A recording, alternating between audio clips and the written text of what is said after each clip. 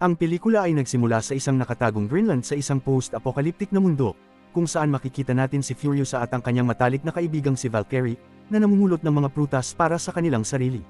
Doon niya nakita ang ilang bikers na nangangaso ng kabayo. Dahil ang lupain ay hindi matutuklasan ng iba, si Furiosa ay obligadong tambangan sila. Lihim niyang sinimulan ang pagputol ng mga hose ng gasolina ng kanilang mga motor, ngunit nakalulungkot na nahuli siya ng mga bikers. Sinubukan niyang makalayo habang patuloy na umihip para alertuhin ang kanyang ina, ngunit ginamit ng isa sa mga bikers ang kanyang laso para hulihin at dukutin siya. Sa kabutihang palad, narinig ng kanyang ina ang kanyang sipol at hinanap siya kasama ang ibang mga taga-nayon sa kanilang mga kabayo. Tinulungan sila ni Valkyrie na ituro ang direksyon ng mga bikers. Ang ina ay walang awa na pinugutan ng ulo ang pinakamalapit na biker gamit ang kanyang machete at ninakaw ang kanyang motor upang habulin ang iba pa. Bago umalis, binigyan siya ng kanyang kaibigan ng ilang mga buto at ipinangako na hindi niya hahayaan ang sinumang manghimasok sa kanilang lupain sa anumang pagkakataon. Sa kanyang perpektong layunin, inatake niya ang isa pang biker mula sa malayo, ngunit huminto ang dalawa sa mga hinahabol na bikers upang kunin ang motor ng namatay na biker. Nang makita nila ang ina na mabilis na papalapit sa kanila, mabilis silang lumayo. Sa kabilang banda, nakasakay si Furiosa sa isang bike na parang isang roadkill, kaya sinamantala niya ang posisyon at kinagat ang tubo ng gasolina upang maging sanhi ng pagtagas. Ngayon, naabot ng ina ang naiwan na motor, kung saan kinuha niya ang lahat ng gasolina upang mapuno ang tangke ng kanyang sinasakyan at mabilis na umalis. Hindi nagtagal, ang motor ni Furiosa ay naubusan ng gasolina dahil sa pagtagas, na naging dahilan upang mag-away ang dalawang bikers dahil dito. Sinubukan ni Furiosa na makatakas sa sitwasyong ito, ngunit hinawakan at dinala siya sa kampo ng mga bikers habang nalampasan din ng ina. Nang sumikat ang araw, ginamit ng ina ang kanyang sniper mula sa malayo at binaril ang isa sa dalawang may hawak kay Furiosa. Bago niya barilin ang isa pa, nakalayo na ito at dinala si Furiosa sa kanilang kampo. Ibiniti ni Furiosa ang lalaki gamit ang kanyang lubod at tinali ito sa gulong ng motor dahilan upang mahulog ang lalaki. Namatay ang biker, ngunit dinala siya ng isa sa kanilang pinunong si Dementus, na nagutos sa kanyang mga tao na tretuhin siya ng maayos upang malaman niya ang tungkol sa kanyang inaalagaang lupain. Samantala, itinago ng ina ang sarili bilang isa sa mga bikers at hinanap si Furiosa. Pagdating niya sa tent na kinaroroonan ni Furiosa, binaril niya ang lalaking namamahala, habang si Furiosa naman ay napayakap sa kanyang ina. Ang ina ay naglalayon para sa isa pang babae, na nagmamakaawa na iligtas dahil siya ay isa ring ina na katulad niya. Sinabi nito na hindi niya sasabihin kahit kanino ang tungkol sa kanila. Iniligtas siya ng ina at mabilis na umalis kasama si Furiosa. Ngunit biglang tumakbo ang tusong babae sa ibang grupo at sinabihan silang barilin ng tumatakas na motor. Ang bazooka ay tumama sa motor dahilan para masunog ang gamit ng ina. Habang nalaman ni Dementos ang kanilang pagtakas, huminto ang ina upang itapon ang mga damit at pagkatapos ay mabilis na umalis, na hindi napansin ang katotohanan na ang bisikleta ay nag-iwan ng isang palatandaan. Sa isang punto, huminto siya nang makarinig ng paparating na mga bikers na nagpaalala sa kanya. Tama nga nang makita natin si Dementos na hinahabol siya kasama ang kanyang mga aso at isang malaking biker gang. Huminto ang ina at nagpasyang manatili sa likod upang palayasin ang mga bikers habang pinipilit si Furiosa na imaneho ang bisikleta pabalik sa kanilang nayon upang maging ligtas. Hindi nagtagal, nagpakita si Dementos at iginapos ang ina. Nang marinig ni Furiosa ang kanyang mga sigaw, bumaba ito sa motor at tumakbo pabalik upang iligtas ang kanyang ina. Ngunit nahuli siya ni Dementos na nag-aalok na ililigtas siya kung sasabihin niya sa kanila ang tungkol sa Greenland. Nang tinupad ng ina ang kanyang salita, walang awa nilang pinatay siya sa harap ni Furiosa, na kalaunan ay ikinulong at napilitang saksihan ng mga nakakahiyang pagbitay sa ngalan ng entertainment. Binigyan ni Dementus si Furiosa ng teddy bear para gumaan ang pakiramdam niya, ngunit nang mapanood niya ang mga bikers na nahati sa direksyon, at napunit ang paa ng biktima, naihulog niya ang teddy sa takot.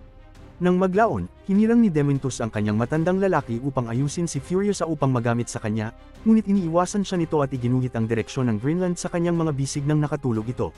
Isang araw, naalerto si Dementus at ang kanyang mga bikers ng isang red flare shot sa hangin, kaya nagpa siya silang tingnan ito, umaasa na makahanap ng anumang bagay na mahalaga.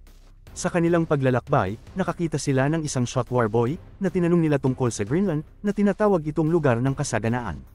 Sa halip, dinala sila ng bata sa kanyang lugar na tinatawag na Citadel, na nangangakong magkakaroon ng tubig at pagkain sa bahay. Nang marinig ito, dinala ni Dementus at ang kanyang malaking armada sa kanyang direksyon, at pumasok sa Citadel na protektado ng isang malaking hukbo sa ilalim ng pamumuno ni Immortan Joe. Sa harap ng kanyang kuta, dinantaan siya ni Dementus na ibigay sa kanya ang lahat ng kanyang mapagkukunan, o siya ay mawawasak. Ngunit ipinakita sa kanya ni Joe ang kanyang galit sa pamamagitan ng paghiling sa isang sundalo na isakripisyo ang kanyang sarili. Pagkatapos ay inutusan niya ang kanyang mga sundalo na kunin ang kanilang mga motor gamit ang mga kadena, nang marinig ito ay tumakas ang mga biker. Napansin ni Dementos na nahulog si Furiosa mula sa kanyang hawla sa isang hukay, kaya binuwis niya ang kanyang buhay upang iligtas siya at makatakas.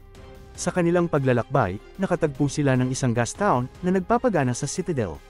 Kaya naman, nagpasya si Dementos na salakayin ito para makakuha ng leverage kay Joe.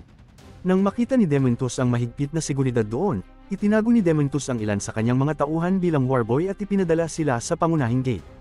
Nang hindi pinansin ng mga gwardya ang kanilang aksyon, pinatay ni Dementos ang sarili niyang mga tauhan at nagkunwaring nakuha na niya ang kuta ni Joe at inaalipin na niya ngayon ang kanyang mga tao, na pinaniwalaan ng mga gwardya at pinapasok siya. Pinutol ni Dementos ang daliri ng pinuno ng gas town at ipinadala ito kay Joe upang ipakita ang kanyang galit. Nang makita ito ni Joe ay agad na sumang-ayon na matupad ang lahat ng kanyang mga pangangailangan, ngunit nagpasya itong tapusin siya agad. Pagkatapos ay nagpasya si Dementos na kunin ang lahat ng kanyang mga pangangailangan. Alam ni Dementos na delikado ang pumunta ng mag-isa, kaya't isinama niya ang pinuno ng gas town, na nagkataong kapatid ito ni Joe. Ngunit ikinulong ito ni Dementos sa isang killing machine at gusto na niya na doblehin ang lahat ng hiniling niya. Naniniwala ang mga tauhan ni Joe na hindi sapat ang wasteland upang punan ang kanilang mga kahilingan, ngunit hiniling ng natatakot na kapatid ni Joe na tuparin ang mga hinihingi ni Dementos.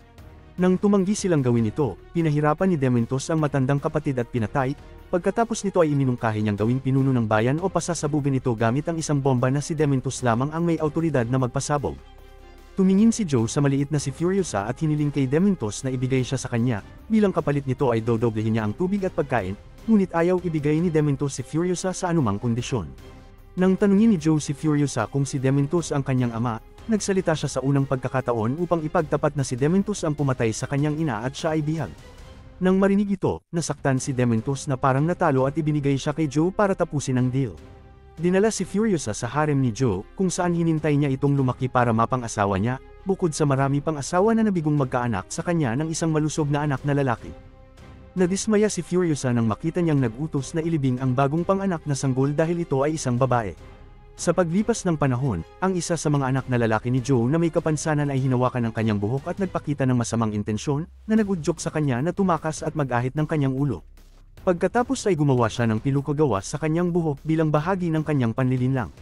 Nang sinubukan ng anak na hawakan ang kanyang buhok sa susunod na pagkakataon, ang piluka ay naiwan sa kanyang mga kamay, na nagpahintulot kay Furiosa na tumakas. Hawak ang kanyang piluka, hinabol siya nito ngunit agad na umatras nang makita niya ang kanyang kapatid, na maaaring maparusahan siya ng kanyang ama. Ang mga eksena ay pinutol sa 15 taong nakalipas, kung saan si Furiosa ay lumaki ng hindi nakikilala. Ang mga taong nagtatrabaho sa mga makina ay may ideya ng pagbuo ng isang mapanirang drill, na sa kalaunan ay nagtagumpay sila sa paggawa. Kinabit nila ito sa isang truck at dinala ito para sa isang test drive sa wasteland, ngunit tinambangan sila ni Dementos at ng kanyang mga tauhan. Sa pamamagitan ng pagkabit ng kanilang mga parachute sa kanilang mga motor para makalipad, inatake nila ang drill sa himpapawid gamit ang mga bazooka. Ipinadala ng mga lalaki si Furiosa upang ayusin ang nasirang bahagi sa ilalim ng truck, kung saan inatake siya ng isa sa mga tauhan ni Dementos at sinubukang maglagay ng bomba. Hindi lamang pinatay ni Furiosa ang lalaki, ngunit inalis din ang bomba. Kasabay nito, binangga ng isang warboy ang kanyang sasakyan, na nagdulot ng pagsabog. Dahil sa tindi ng pagsabog ay nalaglag ang helmet ni Furiosa, na nagpakita sa lahat na siya ay isang babae. Gayunpaman, ipinagpatuloy niya ang pagpatay sa mga tao ni Dementos, pagkatapos nito ay hinawakan niya ang driver ng truck na si Jack at tinutukan ng baril, sa paniniwalang magdudulot ito ng mga problema sa kanya, ngunit pinuri ni Jack ang kanyang katapangan at sinabing wala siyang pakialam sa kanyang kasarian. Kaya naman, sinamahan niya si Jack sa pag-drill sa gas town, kung saan hindi siya nakilala ni Dementos dahil mas matanda na siya. Doon, nalaman nilang naubos na ni Dementos ang kanilang mga mapagkukunan ng langis at ngayon ay nagnanais na makipagkalakal ng higit pang mga supply habang sabay-sabay na umaatake sa drill. Habang nakikipaglaban si Jack sa mga umaatake, si Furiosa ang nagmaneho ng drill para iligtas. Nagpasya silang bumalik sa Citadel. Sa kanilang paglalakbay ay tinulungan siya ni Jack na alisin ang arrow mula sa kanyang balikat, kung saan sila ay napalapit sa isa't isa. Ibinahagi rin ni Furiosa ang lahat mula sa pagdukot sa kanya sa Greenland, kaya nangako si Jack na siya mismo ang magdadala sa kanya doon.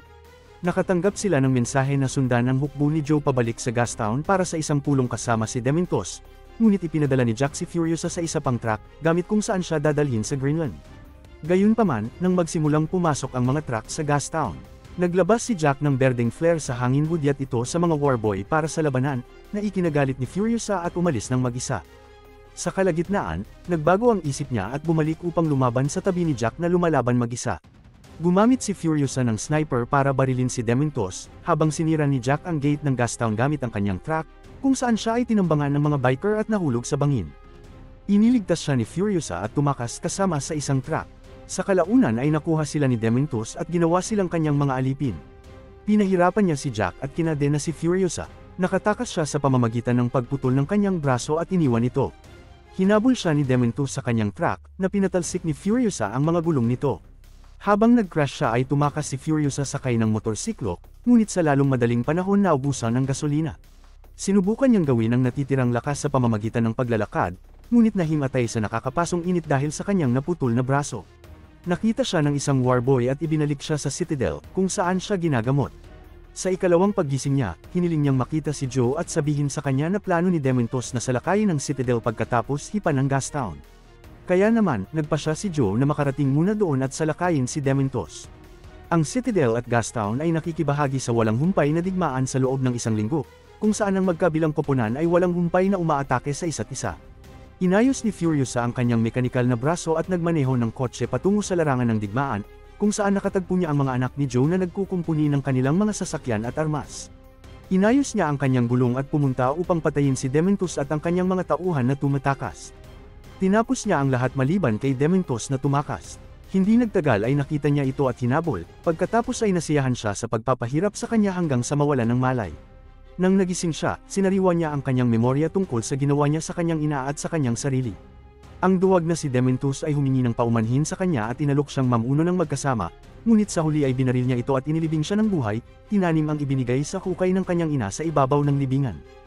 Nagtapos ang pelikula sa paggamit ni Furiosa ng drill para iligtas ang asawa ni Joe at dalhin sila sa Greenland.